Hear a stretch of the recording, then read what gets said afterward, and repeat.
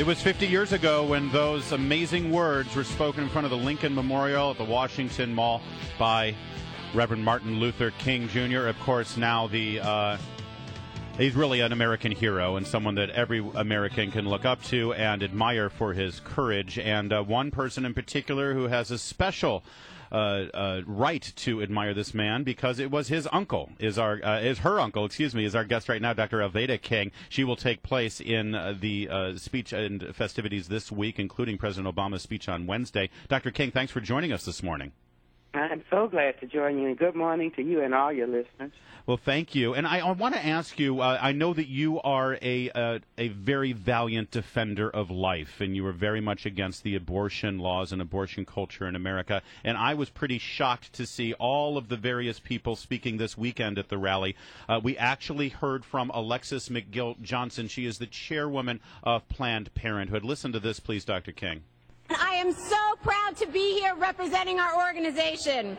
When in 1966 we gave the Margaret Sanger Award, our highest honor, to Dr. Martin Luther King Jr., our beloved Coretta Scott King accepted on his behalf. Each year, Planned Parenthood across the country sees nearly 3 million patients. These women and men of all ages, races, and backgrounds don't come to Planned Parenthood to make a political statement. They come to get quality, affordable health care, which... Dr. Alveda King, has Planned Parenthood and other left-wing groups like them, have they hijacked your uncle's legacy and said that he is, in fact, a huge supporter of the abortion culture in America? I don't necessarily like to use the term hijacked. I understand why it would feel as though they have, but it's just so odd that Planned Parenthood would push the fact that they gave Martin Luther King Jr. the Planned Parenthood Award, which he actually did not accept.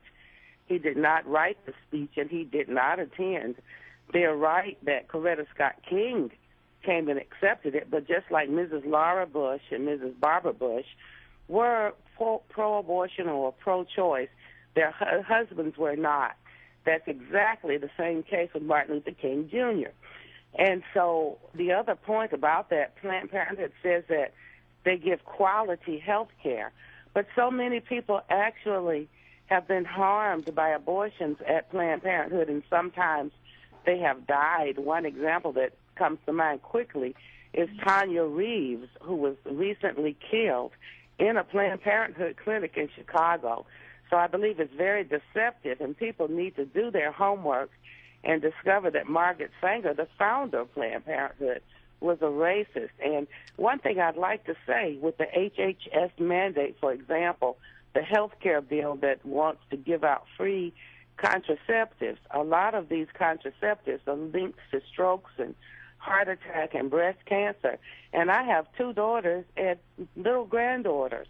They don't need free birth control. They need good education. They need an opportunity to work and somewhere to live, those kinds of things. So Planned Parenthood is a very deceptive organization, and people should just kind of do their homework. Well, but you say you don't want to use the word hijack, but I mean, this was supposed to be, I thought, a tribute to your uncle and that magnificent speech that he delivered, that inspiring speech that we still study today and we still look at as one of the great moments in American history. And yet it seemed that there were a lot of people wanting to attach their cause to the reputation and the legend of Dr. Martin Luther King Jr. Well, actually, causes divide us. They're political in nature. They're divisive. They're usually uninformed or misinformed or just downright deceptive. And so when I say don't want to use the word hijacked, it's okay. We can say hijacked. But I thank you for this opportunity to explain it, because too many of my colleagues just say, oh, they have hijacked the dream without the full explanation. And so, yes, hijacked because it is deceptive, it is deceitful, and it's harmful. So if we are able to explain why, then I do agree with you. There was also John Lewis this weekend was talking about his speech during the March on Washington. I'm sorry, and he said that Dr. Martin Luther King Jr. came to him and said, "John, you need to think about your tone here.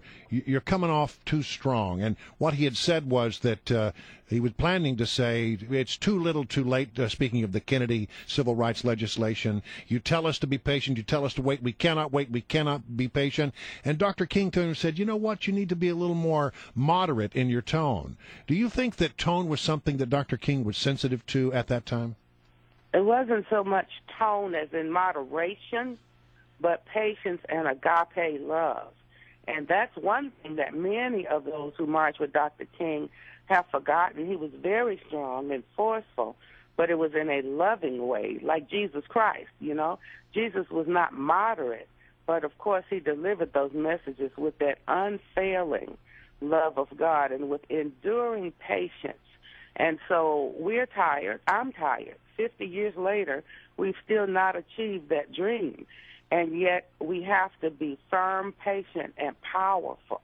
And so words like tolerance and moderation, no, those are not what we need, but we need transformation. We need truth, and we need power. Well, and you know, as a young boy growing up in Detroit and being taught, and rightly, that Martin Luther King was someone to look up to see Al Sharpton speaking in that same spot this weekend, it was really tough for me to take. I know that you weren't part of this weekend's rally, but you are going to be part of this Wednesday's events. Can you tell me what you're going to be doing? By the way, our guest is Dr. Alveda King. She's the niece, of course, of Martin Luther King Jr. and Pastoral Associate and Director of African American Outreach with Priests for Life and founder of the Alveda King Ministries. What are you going to be doing this Wednesday? Well, you're right. I did not attend the rally nor the march. I watched them on television. I watched my cousins, Martin Luther King Jr. and my cousin Bernice King, who did the closing prayer. And I know that I will be joining Bernice and Minnie on Wednesday at the interfaith service at Shiloh Baptist Church in Washington, D.C., and that is in the morning. And then later on in the day at the bell ringing service at the Lincoln Memorial. And so you may still hear representatives from the various communities. I'm not sure about Planned Parenthood and the homosexual lobby. But what has happened, I know that if my uncle were actually here, he would say that everyone has a voice. He would not preclude anyone, but he would just seek the highest level of truth. And in seeking that, knowing that truth sets us free, he would work to shine the light on the truth. He would transcend politics and human endeavors and reach for the divine endeavors. And so I'm not ever angry when I hear people express their views, but I don't agree with them. And I'd like to be like Apostle Paul and say, let me give you a more excellent way.